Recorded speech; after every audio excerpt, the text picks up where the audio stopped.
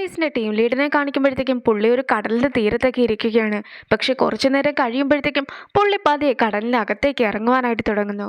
അതൊക്കെ കാണുന്ന കുറച്ച് ചെറുപ്പക്കാരാകട്ടെ പുള്ളിയോട് കടലിലേക്ക് ഇറങ്ങരുതെന്നൊക്കെ പറഞ്ഞിട്ട് എങ്ങനെയൊക്കെയോ പുള്ളീനെ രക്ഷപ്പെടുത്തി അകത്തേക്കൊക്കെ കയറ്റുവാനായിട്ട് നോക്കുന്നുണ്ട്. പക്ഷെ ആദ്യമൊക്കെ അയാൾ ഓരോരോ ആൾക്കാരെ തല്ലുന്നൊക്കെ ഉണ്ടായിരുന്നെങ്കിലും പിന്നീട് എല്ലാവരും കൂടി ചേർന്നിട്ട് അയാളെ രക്ഷിക്കുന്നു. ഡൂഗോ എക്സ്പോർട്ട് ചെയ്യുന്ന സാധനങ്ങളെ കുറിച്ചൊക്കെ ചോദിക്കുവാനായിട്ട് നാംസോൺ തുടങ്ങുമ്പോഴത്തേക്കും ഷിയോയ്ക്കും ഒരു കോൾ വരികയാണ്. പ്രൊഡക്റ്റിന്റെ നമ്പറൊക്കെ പറഞ്ഞതിന് ശേഷം ഇത് കൃത്യമായി തന്നെ നിങ്ങളുടെ അടുത്ത് എത്തുമെന്നൊക്കെ ആ ഒരു കോളിൽ ഷിയോ പറയുന്നത് പോലീസും കേൾക്കുന്നു. എന്തായാലും ഷിയോ തന്നെ നാംസോണിനെ വീട്ടിൽ കൊണ്ട് ആക്കാമെന്നൊക്കെ പറയുകയാണ്. പക്ഷെ നാംസോണും എങ്ങോട്ട് പോകുമെന്ന് അറിയാതെ നിൽക്കുമ്പോഴത്തേക്കും ഹീസിക്ക് അവന്റെ വീട്ടിലേക്ക് ചെല്ലുവാനായിട്ടാണ് അവൾക്ക് മെസ്സേജ് അയക്കുന്നത്. രാത്രിയിൽ കൊറിയയിലെ സ്ഥലങ്ങളൊക്കെ കാണുവാൻ വളരെയധികം ഭംഗിയുണ്ടെന്നൊക്കെ നാംസോൺ പറയുമ്പോഴത്തേക്കും ഈ ഒരു വെട്ടങ്ങളെല്ലാം തന്നെ നിഴലുകളെ ഇല്ലാതാക്കുവാനായിട്ടാണ് ശ്രമിക്കുന്നതെന്നൊക്കെ ഷിയോയും പറയുകയാണ്. അത് കേൾക്കുമ്പോഴത്തേക്കും ഇപ്പോൾ അതായത് രാത്രിയിലുള്ള ആ ഒരു ലൈറ്റ്സ് എല്ലാം തന്നെ ഫേക്ക് ആയിട്ടുള്ള ഒന്നാണ്, ശരിക്കും രാവിലത്തെ ലൈറ്റാണ് യഥാർത്ഥത്തിലുള്ളത് എന്നൊക്കെ നാംസോണും പറയുന്നു. ഏത് രീതിയിലുള്ള ലൈറ്റ്സ് ആണ് റിയൽ ആയിട്ടുള്ളത് അല്ലെങ്കിൽ ഫേക്ക് ആയിട്ടുള്ളത് എന്നൊക്കെയുള്ള കാര്യം നാംസോൺ നന്നായി തന്നെ മനസ്സിലാക്കുവാനായിട്ട് സാധിക്കുമെന്നൊക്കെ അവൾ പറയുമ്പോഴത്തേക്കും അവൻ ഏത് രീതിയിലുള്ള ലൈറ്റ് ആണെന്നൊക്കെ അവനും ചോദിക്കുകയാണ്. അവൻ റിയൽ ആയിട്ടുള്ളതാണോ അതോ ഫേക്ക് ആയിട്ടുള്ളതാണോ എന്ന് അവൾക്ക് ഇതുവരെയായിട്ട് തീരുമാനിക്കാറായിട്ടില്ല. എങ്കിൽ പോലും അവനൊന്ന് ശ്രമിക്കുകയാണെങ്കിൽ അവനെക്കൊണ്ട് റിയൽ ആയിട്ടുള്ള ഒരു ലൈറ്റായി മാറുവാനായിട്ട് സാധിക്കുമെന്നാണ് അവൾ അതിന് മറുപടിയും പറയുന്നത്. നാംസോൺ ഇപ്പോൾ താമസിക്കുന്നത് നാംസോണിന്റെ ഒരു ഫ്രണ്ടിന്റെ കൂടെയാണെന്നൊക്കെ പറഞ്ഞിട്ട് നാംസോൺ ഷിയോനെ പറഞ്ഞയക്കുന്നു. അങ്ങനെ തിരിച്ച് കാറിൽ പോകുമ്പോഴത്തേക്കും പണ്ട് നടന്ന മറ്റൊരു കാര്യമൊക്കെ ഷിയോ ഓർക്കുകയാണ്. കുട്ടിയായിരിക്കെ പാവേൽ എന്ന മാഫിയ ഗ്രൂപ്പിന്റെ കൂടെ നിന്ന് ഒരാളെ ചതിച്ചപ്പോഴത്തേക്കും അവനെ കൊണ്ട് തന്നെ അയാളെ കൊല്ലിച്ചതിനെ കുറിച്ചൊക്കെയാണ് ഇപ്പോൾ അവൻ ഓർക്കുന്നത്. ഹീസിക്കിന്റെ വീട്ടിലെത്തുന്ന നാംസോണും വെള്ളമൊക്കെ കുടിച്ച് ഫുഡൊക്കെ കഴിക്കുന്നു. മുത്തശ്ശൻ എവിടേക്കായിരുന്നു പോയിട്ടുണ്ടായിരുന്നതെന്നൊക്കെ മുത്തശ്ശനോട് ചോദിച്ചു കഴിയുമ്പോഴത്തേക്കും എൻ്റെ പേരക്കുട്ടീനെ അന്വേഷിച്ചായിരുന്നു ഞാൻ പോയിട്ടുണ്ടായിരുന്നതെന്നൊക്കെയാണ് മുത്തശ്ശൻ ഇപ്പോൾ പറയുന്നത്. അതായത് മുത്തശ്ശൻ ആദ്യം മംഗോളിയയിലേക്കായിരുന്നു പോയിട്ടുണ്ടായിരുന്നത്. പിന്നീട് നാംസോൺ ഉയരമുള്ള പ്രദേശങ്ങളൊക്കെ കൂടുതൽ ഇഷ്ടമായതുകൊണ്ട് തന്നെ അതന്വേഷിച്ച് ഒരുപാട് ഉയരമുള്ള സ്ഥലങ്ങളിലൂടെയൊക്കെ തന്നെ യാത്ര ചെയ്തു. അങ്ങനെ ഒരുപാട് ഉയരമുണ്ടായിരുന്ന ടിബറ്റിൽ വരെ മുത്തശ്ശൻ എത്തി. അവിടെ എത്തി കഴിഞ്ഞപ്പോഴത്തേക്കും മുത്തശ്ശനും ഒരു ഗുരുവിനൊക്കെ പരിചയപ്പെട്ടു. പ്രാർത്ഥനയിലൂടെ സിക്സ്ത് സെൻസ് ഒക്കെ ഉണ്ടാക്കിയിട്ട് നാംസോൺ എവിടെയാണുള്ളതെന്നൊക്കെ കണ്ടെത്തുവാനായിട്ടായിരുന്നു മുത്തശ്ശനും അവരുടെ കൂടെ ചേർന്നിട്ടുണ്ടായിരുന്നത്. പക്ഷേ മുത്തശ്ശന്റെ ശരീരം ഒട്ടും തന്നെ ഫ്ലെക്സിബിൾ ആയിരുന്നില്ല. അതുകൊണ്ട് തന്നെ അവരുടേതായിട്ടുള്ള ഓരോ ആചാരങ്ങളും ചെയ്യുവാനായിട്ട് മുത്തശ്ശന് സാധിച്ചില്ല. പിന്നീട് കൊറിയൻ ഫുഡൊക്കെ കഴിക്കുവാനായിട്ടുള്ള ആഗ്രഹം തോന്നിയിട്ടുണ്ടായിരുന്ന മുത്തശ്ശൻ നാട്ടിലേക്കും തിരിച്ചെത്തിയെന്നൊക്കെ മുത്തശ്ശനും പറയുകയാണ്. മുത്തശ്ശൻ അപ്പോൾ ഇവരെ ആരെയും ഉപേക്ഷിച്ച് പോയതായിരുന്നില്ല, മറിച്ച് നാംസോണെ കണ്ടെത്തുവാനായിട്ട് പോയതായിരുന്നു എന്നൊക്കെ അവരും മനസ്സിലാക്കുന്നു. എന്തായാലും നമ്മൾ നാംസോണെ കണ്ടെത്തിയെന്നൊക്കെ അമ്മ പറഞ്ഞു കഴിയുമ്പോഴത്തേക്കും മുത്തശ്ശനും ദൈവങ്ങളോടൊക്കെ നന്ദിയും പറയുകയാണ്. ഞാൻ ഒരിക്കലും നിന്നെ ഉപേക്ഷിച്ച് പോകുകയില്ല, മാത്രമല്ല ഇപ്പോഴും ഞാൻ നിന്റെ ഒപ്പം തന്നെ ഉണ്ടായിരിക്കും, നമുക്ക് എല്ലാ കാര്യങ്ങളും ശരിയാക്കി എടുക്കാമെന്നൊക്കെ സിയോയും മുത്തശ്ശിക്ക് വാക്ക് നൽകുന്നു. ഹീസിക്ക് വീട്ടിലെത്തി കഴിയുമ്പോഴത്തേക്കും ബോധമില്ലാതെ കിടന്നുറങ്ങുന്ന നാംസോണെയാണ് ഹീസിക്ക് കാണുന്നത്. അവളുടെ ചുണ്ടിൽ എന്തോ ഒന്ന് കാണുന്ന അവനും അത് മാറ്റുവാനായിട്ടൊക്കെ അവളുടെ അടുത്തേക്ക് ചെല്ലുമ്പോഴത്തേക്കും അവളും ഞെട്ടി എണീക്കുന്നു. അങ്ങനെ അവൾ എണീക്കുമ്പോൾ തന്നെ അവരുടെ രണ്ടുപേരുടെയും ചുണ്ടുകൾ തമ്മിൽ കൂട്ടിമുട്ടുകയാണ്. എന്തായാലും ഞാൻ മനഃപൂർവ്വം കിസ് ചെയ്യുവാനായിട്ട് ശ്രമിച്ചതായിരുന്നില്ല എന്നൊക്കെ ഹീസിക്കും അവളോട് പറയുന്നൊക്കെയുണ്ട്. അങ്ങനെ ഇരിക്കാണ് അവളുടെ ഫോണിലേക്ക് ഷിയോയുടെ ഒരു മെസ്സേജ് ഒക്കെ വരുന്നത്.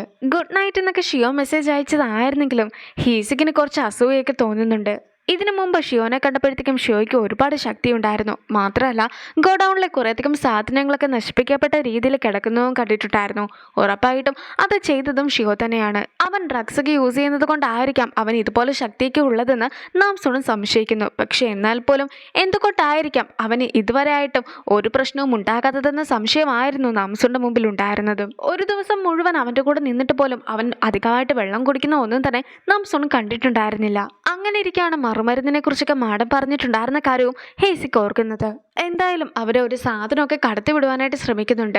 അതെന്താണെന്ന് കണ്ടെത്തിയാൽ മതിയാകും എന്നൊക്കെ നാംസോണും ഹീസിക്കും ഒരുപോലെ പറയുന്നു. അങ്ങനെ ഇരിക്കെ അവനും വിശന്നിട്ട് ഫുഡൊക്കെ കഴിക്കുവാനായിട്ട് ഇരിക്കുകയാണ്. ഹീസിക്ക് കഴിക്കുന്നതൊക്കെ നോക്കി നിൽക്കുന്ന നാംസോണും എനിക്കും ഒരു വാ തരാമോ എന്നൊക്കെ ചോദിച്ചുകൊണ്ട് അവൻ്റെ അടുത്ത് പോയിരിക്കുന്നു. അവന് നൂഡിൽസ് ആയിരുന്നില്ല, മറിച്ച് അവൾക്കൊരു കിസ്സായിരുന്നു നൽകുന്നത്.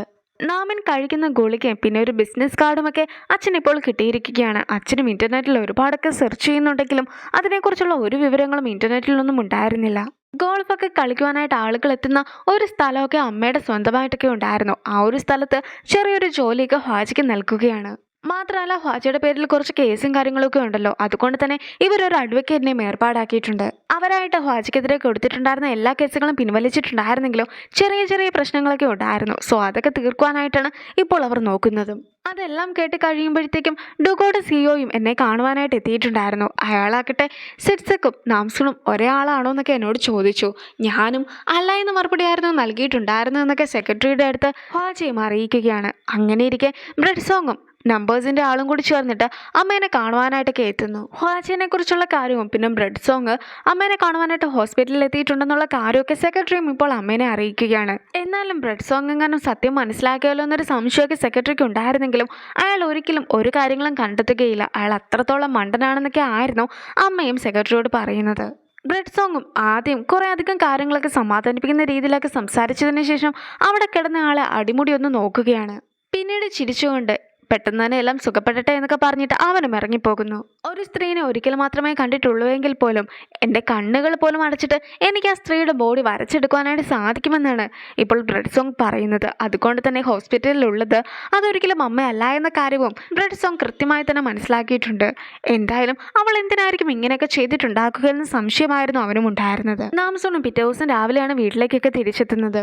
ഓപ്പറേഷൻ്റെ ഭാഗമായിട്ട് ഹേസിക്കിൻ്റെ വീട്ടിലായിരുന്നു ഇന്നലെ കിടന്നിട്ടുണ്ടായിരുന്നതെന്നൊക്കെ നാംസോൺ അമ്മയോട് പറയുന്നുണ്ട്. നീ നാംസോൺ തന്നെ ആണോ എന്നുള്ളൊരു സംശയമൊക്കെ ഷിയോയ്ക്ക് വന്നിട്ടുണ്ട്. അതിനെക്കുറിച്ച് ഹാജിയുടെ അടുത്തും അവൻ ചോദിച്ചിട്ടുണ്ടായിരുന്നു. സോ നീ എപ്പോഴും ഈ ഒരു വീട്ടിലേക്കൊക്കെ വന്നിട്ടുണ്ടെങ്കിൽ അയാൾക്ക് സംശയം കൂടുന്നതാണ്. അതുകൊണ്ട് തന്നെ നീ ഇനി അവൻ്റെ കൂടെ, അതായത് ഹേസിക്കിൻ്റെ കൂടെ താമസിച്ചാൽ മതിയെന്നാണ് അമ്മയും ഇപ്പോൾ അവളോട് പറയുന്നത്. നീ ഹേസിക്കിൻ്റെ വീട്ടിലാണ് താമസിക്കുന്നതെങ്കിൽ ഷിയോയുടെ സംശയവും മാറും. അതുപോലെ തന്നെ നിനക്കും ഹേസിക്കിനെ ലിവിൻ ടുഗെദറായിട്ട് ജീവിക്കുവാനും സാധിക്കുമെന്നൊക്കെയാണ് അമ്മ പറഞ്ഞും കൊടുക്കുന്നത്. അത് കേൾക്കുന്ന നാംസോണും ഞാൻ ഉറപ്പായിട്ട് ഹേസിക്കിനെ എൻ്റെ സ്വന്തമാക്കും, അതിനുവേണ്ടിയുള്ള കാര്യങ്ങളൊക്കെ ഞാൻ ചെയ്യട്ടെ എന്ന് പറഞ്ഞ് പെട്ടെന്ന് തന്നെ വീട്ടിൽ നിന്നും ഇറങ്ങിപ്പോകുന്നു. അത് കാണുന്ന അമ്മയും ഇതെൻ്റെ മകൾ തന്നെ ആണെന്നൊക്കെ ഉറപ്പിച്ച് പറയുന്നുമുണ്ട്. ഹേസിക്കിനെ കാണുവാനായിട്ട് അച്ഛനും എത്തിയിരിക്കുകയാണ്. അവൻ വെയിറ്റൊക്കെ കുറുക്കുവാനായിട്ട് ഈ ഒരു മരുന്നൊക്കെ കഴിക്കുന്നുണ്ടായിരുന്നു. പക്ഷേ ഇപ്പോഴാകട്ടെ അവൻ ഒരുപാട് വെള്ളമൊക്കെ കുടിക്കുന്നുണ്ട്. മാത്രമല്ല അവൻ ഒന്നിനും എനർജി പോലും ഇല്ല എന്ന കാര്യമൊക്കെ അച്ഛനും ഹേസിക്കിനെ അറിയിക്കുന്നു. അതുകൊണ്ട് തന്നെ ഈ ഒരു ഗുളിക ടെസ്റ്റ് ചെയ്യാമോ എന്നായിരുന്നു അച്ഛനും ഹേസിക്കിനോട് ചോദിക്കുവാനായിട്ടുണ്ടായിരുന്നത്. സാധനങ്ങളൊക്കെ കടത്തുന്ന ഏകദേശം സമയമൊക്കെ ആകുമ്പോഴത്തേക്കും നാംസോണും അത്യാവശ്യമായിട്ടൊന്ന് വെളിയിൽ പോകുവാനുണ്ടെന്നൊക്കെ പറഞ്ഞിട്ട് ബേക്കിൻ്റെ അടുത്ത് സംസാരിച്ചതിന് ശേഷം വെളിയിലേക്ക് ഇറങ്ങുകയാണ്. അവളും അങ്ങനെ ഗോഡൗണിലൊക്കെ എത്തി കഴിയുമ്പോഴത്തേക്കും നേരത്തെ നമ്പറൊക്കെ വെച്ചിട്ടുണ്ടായിരുന്ന ആ ഒരു പാക്കേജ് അത് ഒരു ട്രക്കിൻ്റെ അകത്തേക്ക് കയറ്റുന്നതൊക്കെ അവൾ കാണുന്നു. സോ അവളും നേരെ ഓടി ആ ട്രക്കിൻ്റെ ഉള്ളിലേക്ക് കയറുന്നു. ഈ ഒരു ട്രക്കിനൊക്കെ ഫോളോ ചെയ്തുകൊണ്ട് ഹേസിക്കും ഓയും കൂടി പോകുന്നുമുണ്ട്. നാംസോണും ട്രക്കിൻ്റെ അകത്തുണ്ടായിരുന്ന ബോക്സൊക്കെ തുറന്ന് നോക്കുമ്പോഴത്തേക്കും അതിൻ്റെ അകത്തൊരു ജാക്കറ്റ് ആയിരുന്നു ഉണ്ടായിരുന്നത്. അങ്ങനെ ഇരിക്കെ ആ ഒരു ട്രക്ക് ഡ്രൈവർ വന്നുകൊണ്ടിരിക്കുന്ന സമയത്ത് വഴിയിലായിട്ട് ഹീസിക്ക് പെൺവേഷമൊക്കെ കേട്ട് നിൽക്കുകയും ട്രക്ക് ഡ്രൈവറോട് വണ്ടിയൊക്കെ നിർത്തുവാനായിട്ട് ആവശ്യപ്പെടുകയും ചെയ്യുന്നു. അവൻ്റെ വണ്ടിക്ക് എന്തോ ഒരു തകരാറ് സംഭവിച്ചിട്ടുണ്ടെന്നൊക്കെ പറഞ്ഞിട്ട് ആ ഡ്രൈവറിൻ്റെ കയ്യിൽ പിടിച്ചുകൊണ്ടാണ് ഹീസിക്ക് നടക്കുന്നത്. ഹീസിക്കിനെ അടിമുടി നോക്കിയിട്ടുണ്ടായിരുന്ന ഡ്രൈവറും എന്തായാലും ആ ഒരു വണ്ടിയൊക്കെ നോക്കാമെന്ന് തീരുമാനിക്കുന്നു. അങ്ങനെ ഇരിക്കെ ഓയും ട്രക്കൊക്കെ തുറന്ന് കഴിയുമ്പോഴത്തേക്കും നാംസോണും കയ്യിലുണ്ടായിരുന്ന ജാക്കറ്റൊക്കെ ഓടെ കയ്യിൽ കൊടുത്തിട്ട് ഓടുന്നു. എന്തായാലും സാധനം കിട്ടിയ സ്ഥിതിക്ക് ഹീസിക്കും വണ്ടിയൊക്കെ ഓക്കെ ആയെന്ന് പറഞ്ഞ് പോകുന്നുണ്ട്. ഇനി അവർ പോലീസ് സ്റ്റേഷനിൽ എത്തിയിരിക്കുകയാണ്. അവരും ആ ഒരു ജാക്കറ്റൊക്കെ നന്നായിട്ട് തന്നെ നോക്കുന്നുണ്ടെങ്കിലും അതിൻ്റെ അകത്ത് ഒന്നും തന്നെ ഉണ്ടായിരുന്നില്ല. അങ്ങനെ ഒടുവിൽ ജാക്കറ്റൊക്കെ കീറി നോക്കി കഴിയുമ്പോഴത്തേക്കും അവർക്ക് ഡക്കിൻ്റെ തൂവലൊക്കെ കിട്ടുകയാണ്. സംശയം തോന്നുന്ന ഹീസിക്കും അവിടെ ഉണ്ടായിരുന്ന ഒരു വെള്ളത്തിലൊക്കെ അത് കലക്കി നോക്കുമ്പോഴത്തേക്കും അത് ഡ്രഗ് ആണെന്നുള്ള കാര്യം ഹീസിക്കും മനസ്സിലാക്കുന്നു. അതിനെയാണ് അവർ പോളെന്ന് വിളിക്കുന്നത്. അങ്ങനെ ഇരിക്കുന്ന നാംസോണ ഷിയോ ഒരുപാട് തവണ കോളൊക്കെ ചെയ്തിട്ടുണ്ടായിരുന്നു. അതുകൊണ്ട് തന്നെ ഷിയോയുടെ അടുത്തേക്ക് നാംസോൺ ഓടുന്നു. ഹീസിക്കും ഇപ്പോഴും ലീഡറിനെ വിളിച്ചുകൊണ്ടിരിക്കുന്നുണ്ട്. പക്ഷെ അയാളും ബോധമില്ലാതെ കിടക്കുകയായിരുന്നു. അങ്ങനെ ഇരിക്കുകയാണ് ഹീസിക്കിന് മറ്റൊരു കോൾ വരുന്നത്. അതായത് നാമിൻ കഴിച്ചുകൊണ്ടിരുന്ന ആ ഒരു മരുന്നൊക്കെ ടെസ്റ്റ് ചെയ്യാൻ കൊടുത്തിട്ടുണ്ടായിരുന്നല്ലോ, അതിലുള്ളത് ഡ്രഗ്സ് ആണെന്നുള്ള കാര്യമൊക്കെ പറഞ്ഞുകൊണ്ടായിരുന്നു ആ ഒരു കോളും വന്നിട്ടുണ്ടായിരുന്നത്. ഹീസിക്കും നാമിൻ ഡ്രഗ്സൊക്കെയാണ് ഇപ്പോൾ ഉപയോഗിച്ചുകൊണ്ടിരിക്കുന്നതെന്ന കാര്യമൊക്കെ അമ്മേനെ വിളിച്ചറിയിക്കുന്നു. നാംസോൺ ഷിയോയുടെ അടുത്തേക്ക് നടക്കുമ്പോഴത്തേക്കും അവളും ചെറുതായിട്ടൊന്ന് വീടുവാനായിട്ട് തുടങ്ങുകയാണ്. ഷിയോയും അവളെ കൃത്യമായി തന്നെ പിടിച്ചിട്ട് നീ എൻ്റെ ഒപ്പം ഡേറ്റിന് വരുന്നുണ്ടോ എന്ന് ചോദിക്കുന്നു. അതെല്ലാം തന്നെ ഹീസിക്കും കാണുന്നു. ഈ ഒരു സീനോട് കൂടിയാണ് ഈ എപ്പിസോഡ് അവസാനിക്കുന്നത്. അപ്പോൾ അടുത്തൊരു വീഡിയോ ആയിട്ട് ഇത്രയും വേഗം കാണാം. ബൈ.